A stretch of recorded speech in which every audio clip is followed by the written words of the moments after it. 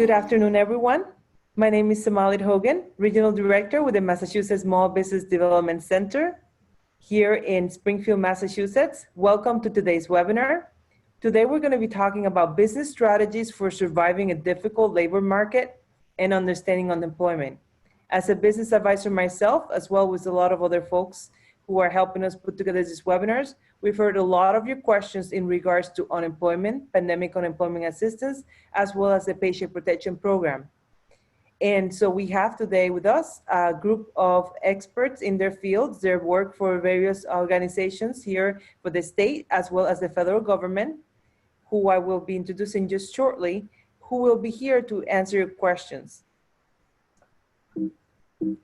First, I want to thank all of the organizations who are making these webinars possible, including the Small Business Development Center, SCORE, the Center for Women Enterprise, Massworth Capital Corporation, Valley Community Development, Common Capital, Franklin County CDC, and the SBDC offices at Salem State University and Clark University, as well to our funders, the Small Business Administration, the State of Massachusetts, UMass Eisenberg School of Management, and we are accredited by America's SBDC. On the screen, you'll see the contact information for the folks who are planning these webinars with us. These are small business advisors as well. You can reach out to any of them for advice and help with your business. As well as, here's a listing of all of the Small Business Development Center offices throughout the state, and our email address is right at the top, as well as our website. So today we're going to be hearing from the Small Business Administration, Oreste Varela, who's our branch manager here in Western Mass. And the SBA was created in 1953 as an independent agency of the federal government to aid, counsel, and assist and protect the interests of small businesses, and to preserve free, competitive enterprise and to maintain, strengthen the overall economy of our nation. So we're very happy to have Oreste here with us today, who's going to help us answer some questions about the Paycheck Protection Program, which is one of the programs that the SBA launched back several months ago to help small businesses. We're also going to be hearing from the Mass Hire Rapid Response team, and I'm going to play a quick short video who tells you a little bit about their program.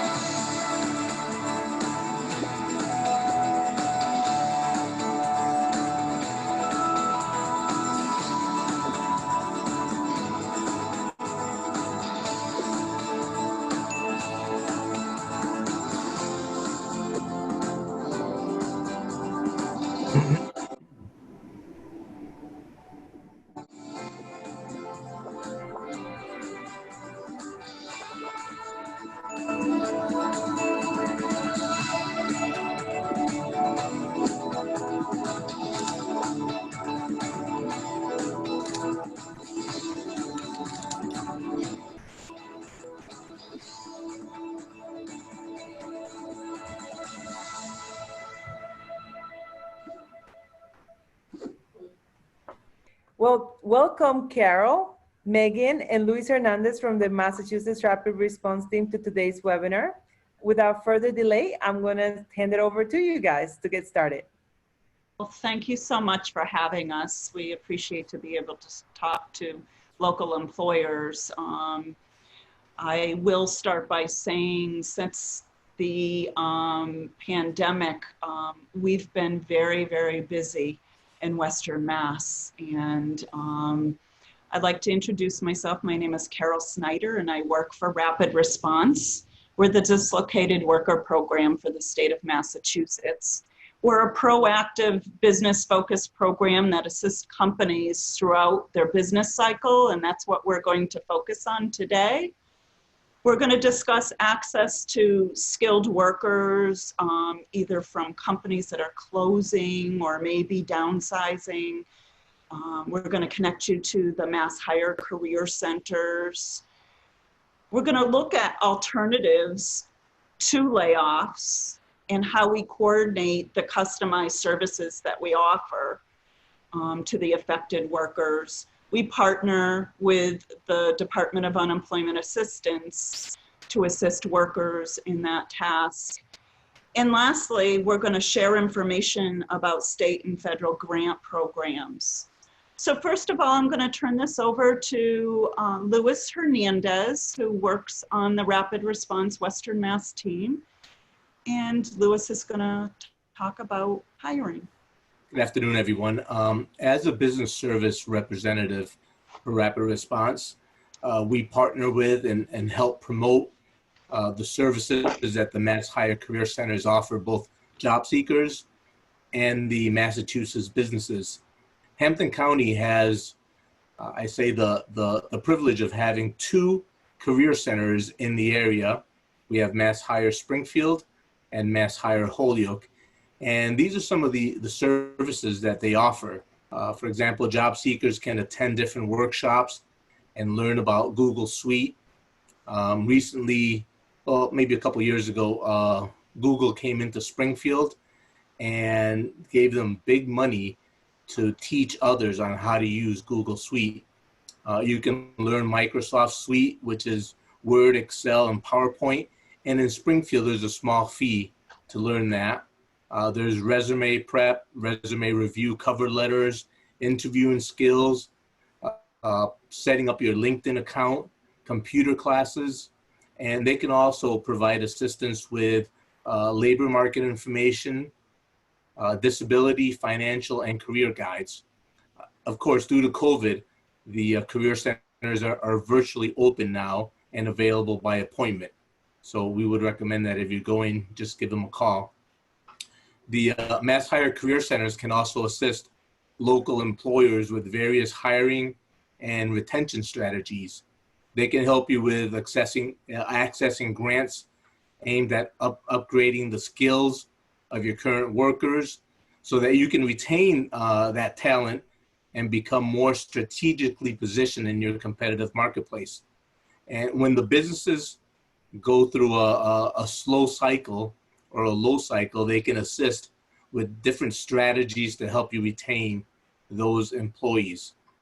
Through Business Services of Hampton County, which is a combined effort and partnership between Springfield and Holyoke, you have access to a number of high quality employer services that can benefit thousands of job seekers in the area. And they're not only there to help the job seekers, they can help everyone. But in this case, when they're helping the employers or the local businesses, they can help you maybe list your company's job openings. They can pre-screen applicants for your company. They have employer on-site recruitments, job fairs. Springfield recently did a job expo 3 days and had over 280 virtual customers. There's creative staffing solutions, and they can also provide labor market information for you. Along with promoting the career centers, Rapid Response not only provides information on unemployment benefits, we also provide additional services to Rapid Response customers, such as resume assistance, interviewing, job search workshops. We can also provide job fairs or organize them and provide a mock interview and help them with that. For example, we were working with a company out in the Berkshires that had been around for years and years, and they were closing their doors. And they took advantage of all the services that Rapid Response had to offer. And the results were amazing because at the end, a great portion of their workforce were able to secure employment. Currently, we're working with National Ambulance, and we're helping them to partner with the career centers to promote the possibility of training new job seekers to begin a career path in emergency health services. So there's a lot of things that we help with, but we also provide resources to others to help you. Speaking of training, Meighan Williams is going to discuss different training grants available to Massachusetts businesses. Meighan? Thank you, Louis. So as part of rapid response, part of our duties are also to assist with the Mass Hire BizWorks program, which is the overall programs that hold various training funds, grants, different types of programs to assist businesses throughout the state. And in fact, what I will do is, Samlead, if it's okay with you, I can either put it in the chat box or I can send it to you afterwards, a link to the BizWorks resource guide, which would be on the mass.gov website. Some of the training grants that are available or training programs that are available, for example, are the Workforce Training Fund. Some of you may have heard of that. Some of you might have also heard of the Safety Grant. There's also an apprenticeship program. Now, the apprenticeship program is something that actually is overseen by one of our partners, Melissa Chevelli, right here in Hampton County. And the apprenticeship program is a program that can assist you with not only training incumbent workers, but also new hires. And they help you set up programs with the job descriptions, as well as a career ladder, which we have seen, and it has been proven to increase retention down the line. In addition to that, I had mentioned the Workforce Training Fund. The Workforce Training Fund program helps address business productivity and competitiveness by providing the resources to mass businesses to fund training for current and newly hired employees. So this is something that has several programs, one being the general program, which could be up to $250,000 for a business. And they have smaller programs, which would be for businesses under 100 employees. There's an Express and there is a Small Business Direct. Those are all something that can be accessed. The Small Business Direct is actually an off-the-shelf program, which does have programs that you can just kind of utilize for a smaller group of individuals. So you need some training in some of those programs of like Microsoft Office or QuickBooks or something of that nature. Whereas the general program provides training such as Lean or Kaizen or something along those lines. In fact, there's been numerous companies in the local area who have received them recently, one being Leone Wire, another being Hogan Technologies. So small businesses, large businesses alike can access these programs. I did mention the safety grant. That is up to $25,000 per year per company. And that is something where you can utilize that for various training programs, whether it be powered industrial trucks, working on elevated programs, confined space. And there's numerous opportunities that are available with that. And it's definitely something we recommend companies utilize because it's something that is very easy to apply for. It's only about a 5-page grant application, but they will work with you to put a program in place. So that's something that's another wonderful opportunity for businesses around. On that note, there's also an opportunity with some of the local career centers that you can utilize on what they call an OJT or on-the-job training. That is something where you can work with the career centers to bring in a dislocated worker and train them for the job that you're looking for. So they may not be, say they're not the perfect fit, but they've got most of what you're looking for and need a little extra training. The on-the-job training can help you assist with that. So that is something of value as well. Just a brief listing and a brief overview of some of the opportunities out there. There's numerous programs to look at and certainly take advantage of. And I'm going to actually turn it back over to Carol Snyder at this point. I think she'd like to speak to the rapid response. Thanks, Meighan. Thank you. I'm going to talk about the WorkShare program, which is so popular in the state of Massachusetts right now. The last we heard, there was over 700 employers in Massachusetts that are utilizing this program, so it's pretty popular. Workshare is a smart alternative to layoffs. It helps businesses keep their valuable employees or workers. So whether you want to utilize the program for the entire company or a specific department or a small unit, 2 or more, you can reduce their hours and have them collect unemployment is how this system works. So it supplements their wages. And you can reduce their hours between 10 and 60%. And the advantages to local employers is, number one, you keep your trained worker. We all know the cost of laying your worker off, having them go elsewhere, and then you have to rehire and retrain. So you avoid those rehiring costs. It increases your cash flow because you're not using all that cash for payroll.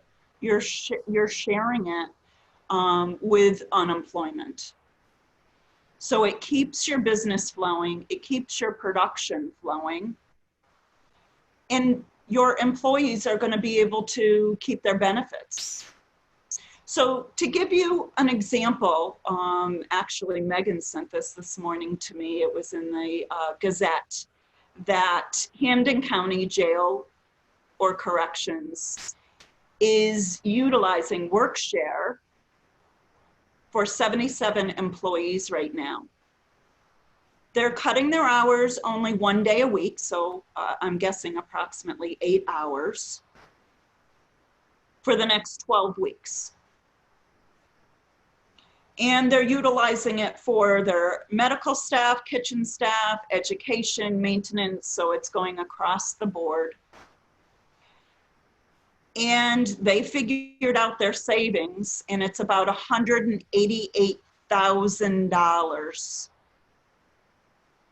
So the savings can be very great in utilizing this program. I will state, with this program, it is a contract, so you have to stick to the hours of the program. If you have any questions, I am going to offer my telephone number, my cell phone number, and we'd be more than happy to help. My cell phone number is 617-438-7896. And if you have any questions, we are assisting employers on a regular basis. I just assisted a small school in Northampton.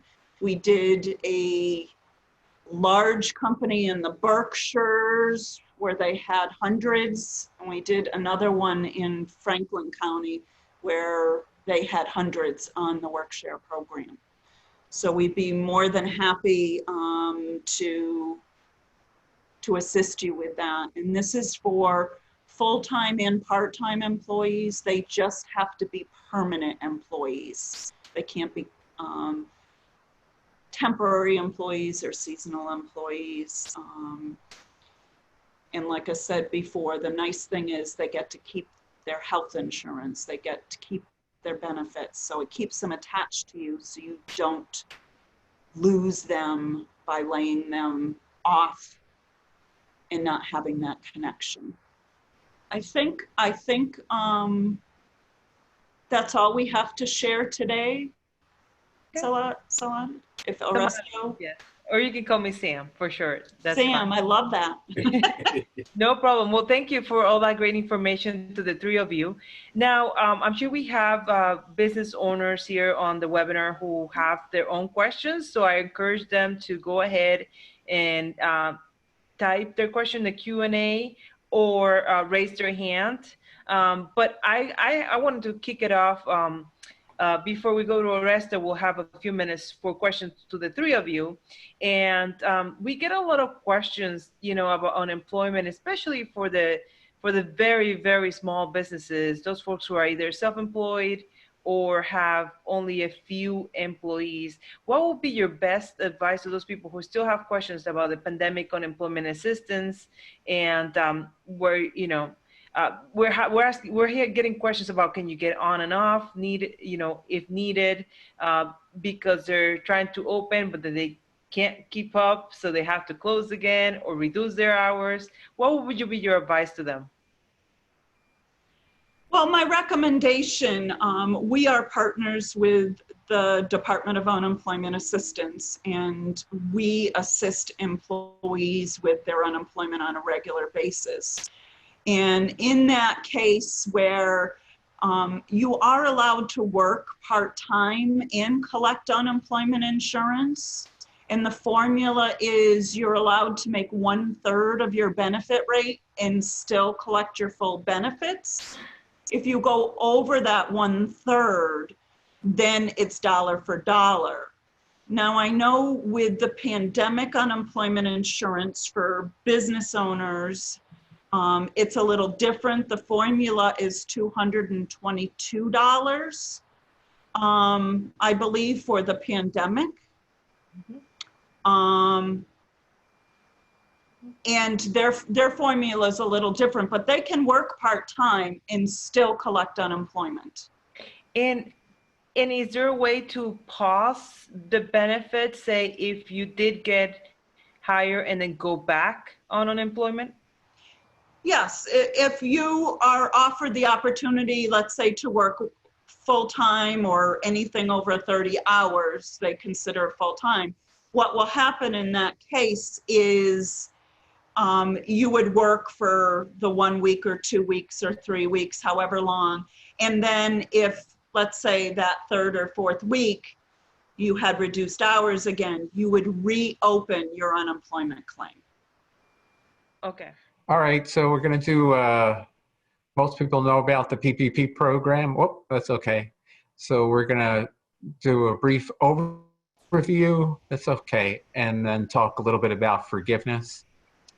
Next slide. The last change to the program was the Flexibility Act.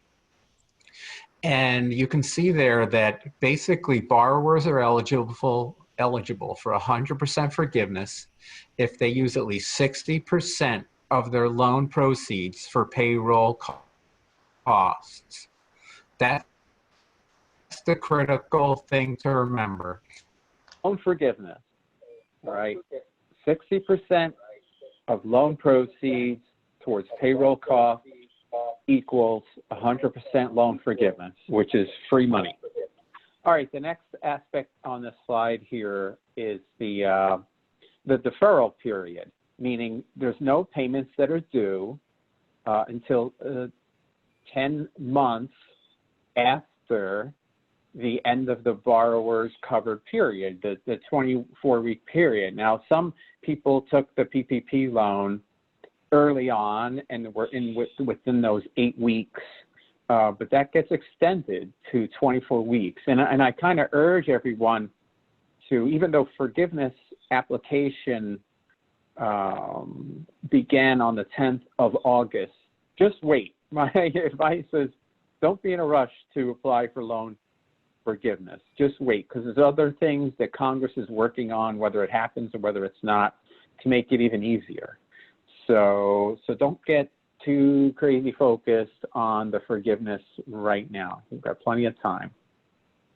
The other aspect of the Flexibility Act was that it adjusted the loan terms from 2 years to 5 years if your loan was dated after June the 5th. If it was before June the 5th, you need to talk to your lender and come to a mutual agreement to get to that 5-year term. They do not, it's not automatic, and they don't have to do it. Okay, so, and then the last thing was this new safe harbor, and I'm going to go into that in a little more details, December 31st. So those are the major aspects of the changes to the PPP program. Next slide. So the forgiveness process, it continues to be simplified, but basically there's the basic thing that you will be doing is you're going to work with your lender. Whoever you got the loan with, that's who you're going to work with And some lenders are going to have an automated process. Other lenders are going to say, download this form and do these things. And so each lender could have a slightly different process when it comes to forgiveness. So just keep that in mind. So basically, you're going to work with a bank. You're going to fill out this easy form. And for most sole proprietors and small businesses, LLCs, it's going to be very, very simple. You can see there the lender's going to review documentation that you submit, and they're going to spell it all out, what they need and what you need to submit. They have 60 days to submit it to SBA to request a payment, and then because basically the banks have lent out the money, and they're looking to get paid. So that's what that process is. And you can see there, so SBA remits the forgiveness to the banks, but or the forgiveness amount to the banks. One of the things to keep in mind, there's a relationship. If the business received PPP and an EIDL, which is economic injury disaster loan, if they receive both, the EIDL advance, not the loan, the advance, which is that $1,000 per employee, the advance is free money. The PPP, if it's 100% forgiven, is free money. So what will happen is when the banks submit the forgiveness, the SBA system is going to automatically deduct from your forgiveness. So if you had a $10,000 PPP and a $1,000 EIDL advance, your forgiveness is now $9,000, which means you owe $1,000 at PPP term. Okay, so that's what will happen, is that, again, the EIDL advance is deducted from PPP forgiveness, and you're going to be left owing on PPP terms, which is a 1% loan, 2 or 5 year term. And then that kind of, you can see the next bullet there. Any amount that's not forgiven, okay, let's say there's other reasons why there's your forgiveness is not 100%, you can see it's kind of just what I said, 1% interest, 2 or 5 year maturity. Next slide. And kind of to review eligible payroll costs, you can see here, and again, all these things you should already know, because when you filed for PPP, these things are all typically included, so I'm not going to go into that granular detail, but you can see all the different things that would have been included when you submitted for the PPP. You can see the self-employed individuals specifically are limited to 2.5 times their net income, which is line 31 on a Schedule C. And you can see the other calculations, but again, this is just, you already went through this aspect if you have PPP. These things were all included when you calculated and submitted for PPP. The non-payroll costs, the big takeaway here, so again, the little foot stomper is the 60% pay of the PPP funds goes to payroll equals 100% forgiveness. You can do 60%, 70%, 100%. You don't have to use, you don't have to do non-payroll costs like utilities or lease payment. You do not have to.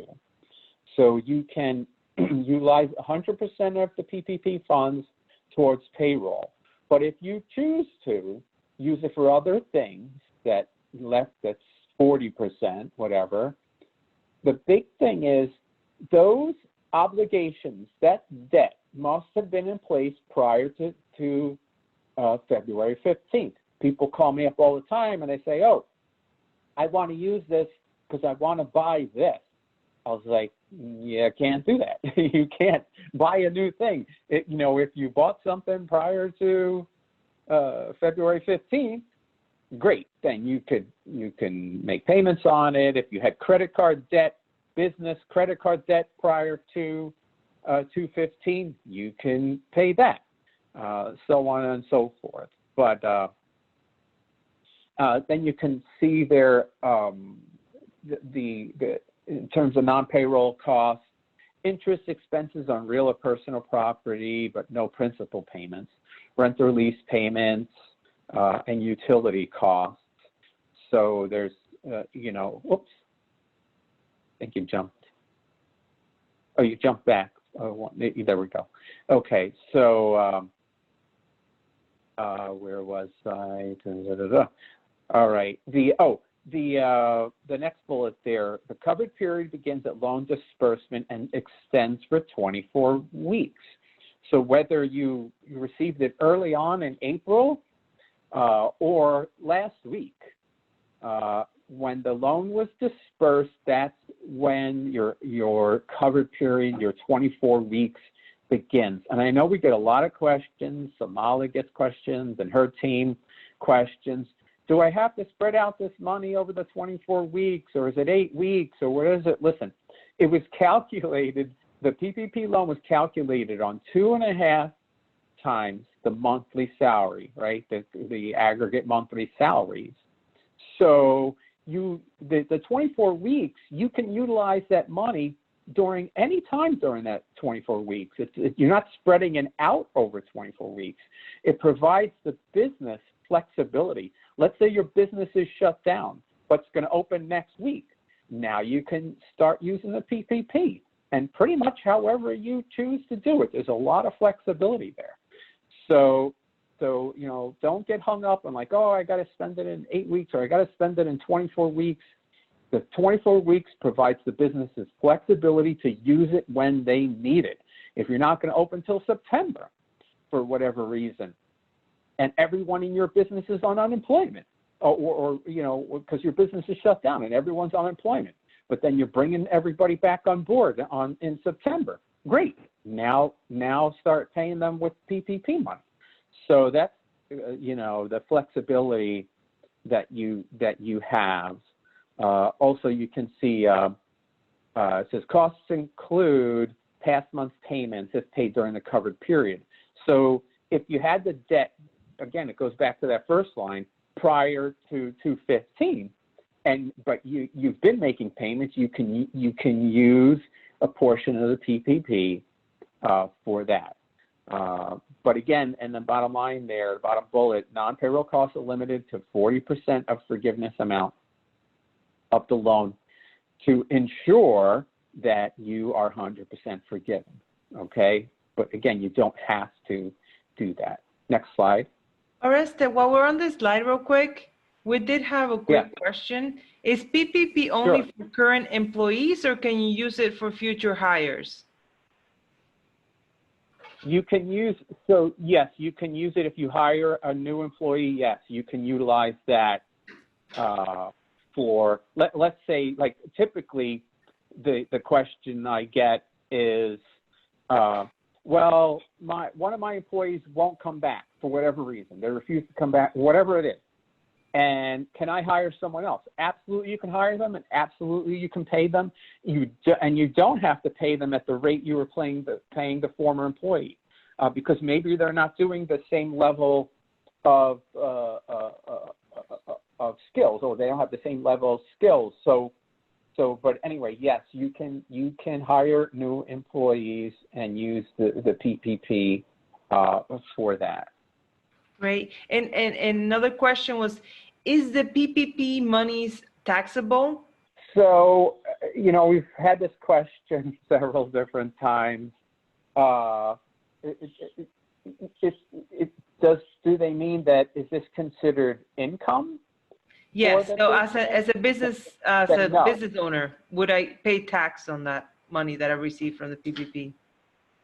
Oh, so if the business owner, let's say, was taking a draw, would that be considered income? I'm not 100% sure in that particular case. If it's that's more of an IRS question. We generally think that it's not going to be taxable income, but I haven't seen that in black and white just yet. So I think the court's still out on that one. Okay, so the response is basically check in with your tax advisor, with your accountant, on that point. Oh, yeah. Is that Absolutely. Correct. I mean, what will happen is that the IRS will come out with specific direction, and then all of the entire accounting community is going to know how to, calculate taxes if a business received PPP. Okay. So, and one last question here that I have here in the chat is, can you go over the full-time employee obligation for forgiveness? This particular. Yeah, I think that's the next slide. That's the next slide. Let's go there. Right. So there is to ensure 100% forgiveness, you have to prove that you've maintained, actually, here's the bottom line is actually on the bottom line of this slide. So by December 31st, you have to show that your full-time equivalents are the same as they were, and you can see during those 3 reference periods on top, either February 15th, 19th, or June, blah, blah, blah, blah, blah, whatever. So, but there are so many exemptions to that, and I think the next slide will talk about that, but there's so many exemptions, so I wouldn't fret about it too much. But again, the thing is, the drop dead date on that is December 31st. So let's say if you had 10 full-time employees on February 15th, as long as you have 10 full-time employees by December 31st, you're going to be okay. Okay. So what I wanted to, right, so I want to review here is that there are exemptions to this in the sense that, let's say you have 10 employees and 4 of them don't come back. What the bank will want to see and they'll ask from you is, did you make a written offer to them to come back? Do you have, anyway, so whatever documentation, even an email or a text, hey, Jane, I need you back on Monday. No, I'm not coming back for whatever reason. Okay, as long as you have documentation that an employee refuses to come back, or you can see there, you fired someone for good cause, you got to have documentation and what the reasoning was. Voluntary resignation, a voluntary request of reduction in schedule because they're caring for a family member. As long as you have documentation that you couldn't maintain these 10 people that you had on February 15th, your forgiveness most likely will not be affected. So the thing is, that's the thing to, try, and the other thing is some businesses, a lot of businesses aren't coming back to full strength or full service or whatever. They just cannot, meet the, or they don't have the business activity that they had before. So as long as all these different situations are documented, the bank's going to work with you and try as they, the goal is to try to get to everyone, to get every business to 100% forgiveness. It's not the other way around. It's not like the SBA and the lenders are like, oh, we're going to try to get you. We're going to try to reduce your forgiveness. That's not the goal. The goal is to try to get people to forgiveness. And even one of the things that's on the table at Congress right now is, and again, this is all speculation, is all loans of $150,000 or less, PPP loans, just do 100% forgiveness. So, but again, none of that means anything until it becomes law. So, and if there are other changes with PPP, you will see there'll be more forgiveness, not less forgiveness. Oh, here we go. Okay. So next one. Okay. And and here are the basic steps for employers. When you look at the form, they've tried to simplify it as much as possible. But basically, you're going to be adding the total eligible payroll, non-payroll cost, and you'll see there's like 3 or 4 lines where you're adding all these things together. Then it's going to say which one is the least amount. I didn't put the form on because I just think that complicates the form on the slideshow because it complicates things. But one of the things is if for some reason you reduce the salary of an employee by 25%, that's going to reduce your forgiveness. And the thing is, the forgiveness, just make a statement here, forgiveness is not an all or nothing thing. It is, if let's say you couldn't justify, like you had 10 employees and December 31st you had 8, and you couldn't justify those 8, your forgiveness will be reduced. It won't be eliminated. So you'll go from 100% forgiveness, I think, to 80% forgiveness. So it'll be reduced by some amount. It won't be eliminated. So it's not an all or nothing thing. So that's another thing to keep in mind. And you could see, like I said, it sort of gets complicated to look at these things. They'll calculate the percentage decrease in full times from 24-week versus comparison period. So it gets a little complicated. But again, we're all here to help. We're all, we'll work with the businesses to get through the forms, to get through, this is a base or business by business assistance that we're providing, and Samala's team is there to help, and the SCORE and the Center for Women Enterprise. We're all here to help people to get through this. But I just urge people not to rush to get the forgiveness. I know a lot of businesses just want to put it behind them and move on with their lives. But anyway, so that's my information, all my contact information. One of the things I would urge everyone to do is to go to sba.gov/updates, sign up for that, and then as things as legislation changes or anything to do with SBA's policies, you will receive them through our newsletter, which typically is monthly, but things are coming out more frequently than that. Are there other questions, Samala, that people are asking? Yes. Okay, great. Thank you so much, Oreste, for that overview, for answering some of our questions. I'm going to ask all the other panelists that are on the webinar right now to go ahead and show us your camera again, because I have a few questions for you as well. And for you, Oreste, the coverage period, you have up to 24 weeks to actually execute the PPP, but you don't have to separate it all, like the monies, in 24 weeks. Correct. You could utilize it any which way. Let's say you were sole proprietor. Correct. Let's say if you were a sole proprietor and you can take it even as a lump sum if you wanted to, if you needed to. You would just have to show documentation that you moved it from your business account to your personal account, and there's either a note or a draft statement, something to prove that you did that. So there isn't anything written anywhere that I've seen, unless I'm missing something, where it says how you have to utilize it. Now, if you have employees and they typically get paid every 2 weeks, then you should probably maintain that because that's like just the right thing to do. But so yeah, but the business has the flexibility. Great, excellent. And then I have a question for, I think this is for Meighan.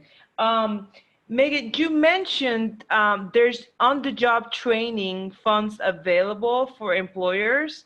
Can you briefly tell us what would be the first step for someone that's on the call who has new employees, they're hiring new people, they're brand new, and they need some help with their training.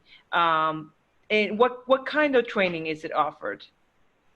So with on-the-job training, it's actually specifically for dislocated workers. So it's something that a company should take into consideration before hiring. A recommendation is actually to contact the mass hire career centers or the workforce boards, and they can actually guide you through the process. But typically it would be someone either that is hired through working with the career center that has been dislocated, or someone that they would hire on their own. And it would be based on the position as far as the training that is needed. It could be partial in-house training as well as partial off-site training or schooling of that sort, depending on what's needed for the position. Carol has a good example that she uses quite often, where she was working with an auto mechanic, correct, Carol? Yes, in Franklin County, we had a gentleman that worked for a local car dealership. So we had basic auto mechanic background, and an employer was in dire need of a diesel mechanic. So we did a contract up for 6 months, and this gentleman went to work for the company because you hire them, you put them on your payroll. And he was able to do some on-site work, some remote classroom work, and he was certified as a diesel mechanic. And he was repairing big rigs and forklifts, and very successful. He was making, I want to say, $35 an hour when he finished his training. So great success story. And how many employees should an employer have in order to be eligible to apply for these funds? For the on-the-job training program, if you have one or more employees and you're paying into the system, the unemployment system, then you would be eligible for on-the-job training program. Okay, great. Thank you so much. Oreste, there's a question in the Q&A for you. Would you like me to read it, or do you see it there? It's about the EIDL. Yeah, the sole prop operating at a loss. And yeah, I know you sent me that question prior to, and I was trying to get a definitive answer from the disaster team on that. It's a complicated question. The question is, I'm a sole proprietor operating at a loss. Should I take an owner's draw from the economic injury disaster loan, or should they file for unemployment? So that's a difficult question, because I can't really answer the unemployment question because I'm not an unemployment person. The thing is, can a sole proprietor take a draw from the idle? Yeah, they certainly can. But the relationship between those two, I can't answer that, because that's SBA. Anyway, there are two different programs, and SBA doesn't govern the unemployment. So that's kind of a little sticky situation. Like, I threw it down south to our disaster team, but they have not texted me back on that one. Okay, and so I think Carol mentioned this before, that there's a certain formula that if you're making a certain amount of money, you still could qualify for unemployment. What was that formula again, Carol? For regular unemployment, it's 1/3 of your benefit rate. For PUA, I believe it's the same for PUA, but you would get that documentation. It's the first piece of information you get from unemployment after you file. But you can surely go ahead, and when you answer the questions each week, the first question is, did you work and earn money? And that is the question. You would have to say yes, and you would have to put the income that you earned. Right. Hope that answers that question. Great. Thank you. And there is a question, a Q&A for you, Carol. What happens if someone comes from a different state to work? Does their unemployment follow them? That's one part. That's the first part of the question. If you made your money in Connecticut, then you would be collecting unemployment from Connecticut. If you've moved here, you can collect it here, but it's from the state of Connecticut. If you worked for the state of Connecticut and you work for the state of Massachusetts and you live in New Hampshire, you're gonna want to collect from the state of Massachusetts and the state of Connecticut, but you're going to file in the state of Massachusetts because we pay at a higher rate than any state in the U.S. So you're going to want to apply with the state of Massachusetts. But where you earn your income is where you are going to file from. If it's Massachusetts and New Hampshire, you're going to want to file in Massachusetts. It's a combined wage claim, and it's within it's for the two states, but you want to file in Massachusetts because, again, our rates are higher. I hope that answers that question. Question, Meighan, on the Q&A, that's the question. So what about if a business wants to hire a specific trainer or consultant to train the employees? How can that be covered under on-the-job training? So my understanding is, and Carol and Lewis, please correct me if I'm wrong. My understanding is that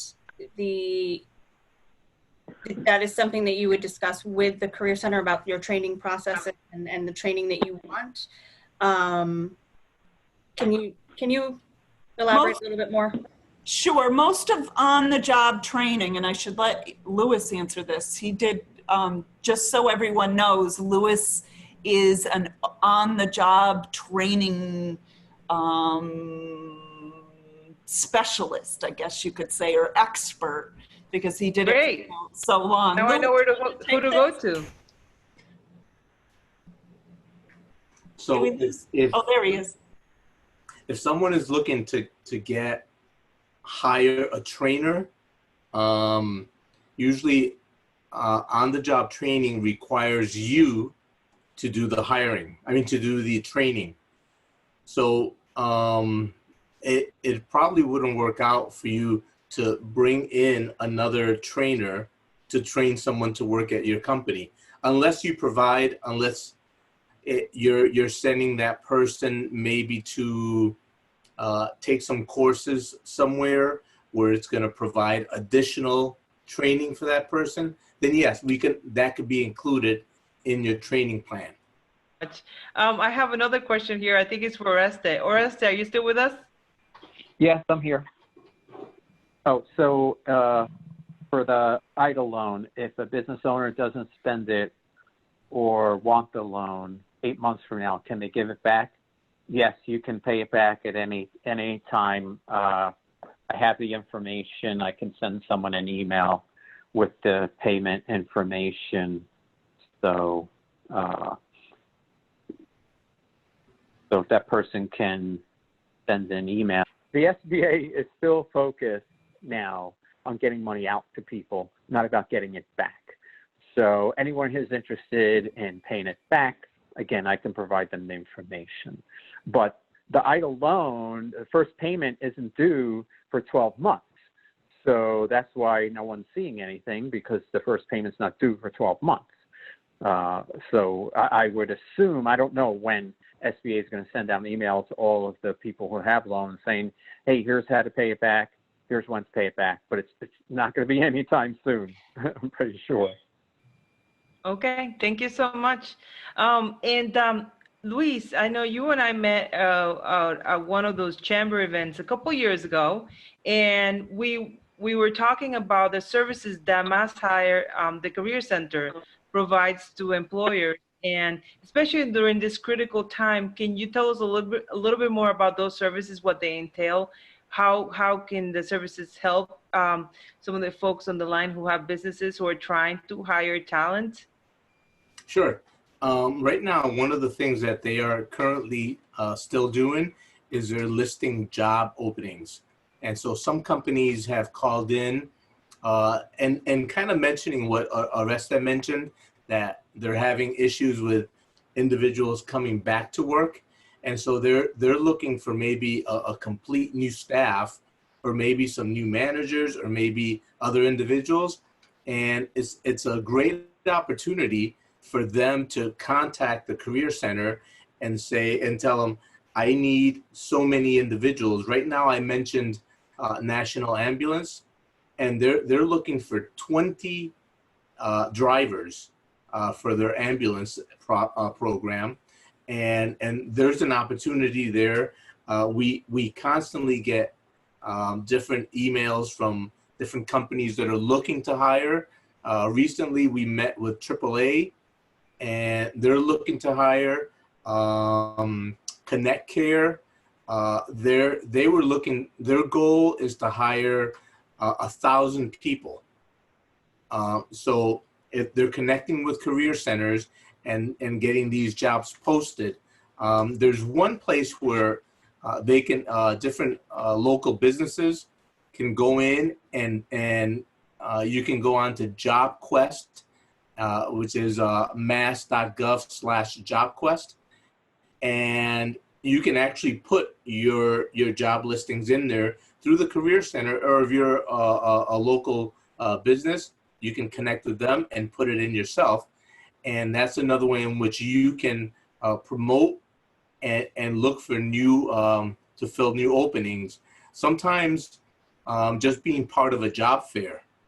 I know that Springfield, Mass Hire Springfield had the Job Expo, and they had dozens of different companies that were represented there. So maybe just going in and being part of the job fair will get you that one perfect, or maybe a dozen new people that you need. So that's some ways in which the Career Center can help. Great. And what is the cost for that service to employers? Most of the time, it's zero. And so it's a great opportunity. A lot of times if the local businesses are looking to get involved with some of these grants or some of these programs, we encourage them to make sure that their certificate of good standing is up to date. And we also remind them that if they're up to date with their taxes, that's important. And if they're not, that may be a way in which you can get up to date before you get any of these additional services through the Commonwealth of Massachusetts. But yeah, most of the time the business group, the business team, I mentioned it's a combined effort between Springfield and Holyoke here in Hampton County. And they will work and do whatever is needed to help you and your business grow at this time. Great. Thank you so much for that, Luis. Any last words of advice for the folks who are listening, who are having a challenging time right now, either hiring people or kind of staying in business, and they're looking at unemployment, they're looking at the services that you provide. They have people on payroll, and they're thinking they may not be able to hold on longer. What would be your words of advice to them? Involve us, involve the rapid response team. We are the marketing team for this BizWorks program, and it's a wonderful program, and it's here to help you through the business cycle. So whether you're hiring and we direct you to the career centers, or whether you're laying off, and that's where the rapid response team can come in and assist, and I can give you different scenarios and help in that respect. Or maybe you just want to stay competitive and you want to train your incumbent worker. Any of those, that's our specialty, and we can direct you in all those areas. So I guess, I put my phone number out there. If folks have any questions about any of the programs we discussed today, I would be more than happy to schedule a time and share my information. Great, thank you so much. And Oreste, I want to ask you the same question. Any last words worth of advice as well? And then we'll move on to Luis and Meighan, if they have any last words that they want to share with everybody here. Basically, it's the same. The same sentiment is work with us, meaning our resource partners. Work with SMALID, the Small Business Development Center, and her team. Work with SCORE. They've all received training, but yes, training on the COVID response recovery, but they're all business experts. Businesses have to now do business differently than they did before. So leverage these talented business advisors to help you survive and even hopefully grow during these times. Great, thank you so much. How about you, Luis and Meighan? Well, what I could say is that Rapid Response is here to assist. Whether you have one employee or 1,000, we will give you the exact same information, and we will work with you. And I know during COVID, a lot of people were stressed and frustrated because they weren't getting answers as quickly as they wanted. Well, our name represents what we do. We rapidly respond to people. And if they need help, give us a call, and our goal is to get to you as quickly as we can, which is usually within 24 hours. Great, thank you. Meighan? So I will echo both Carol and Louis as saying, reach out to us if you have questions, if you need any assistance. That's what we are here for. I will also remind, yes, we are stationed here in Western Mass, but we have a team across the state that can assist. So if you have multiple locations and things of that nature, that's what we can do. We can assist very quickly and help you out in these trying times.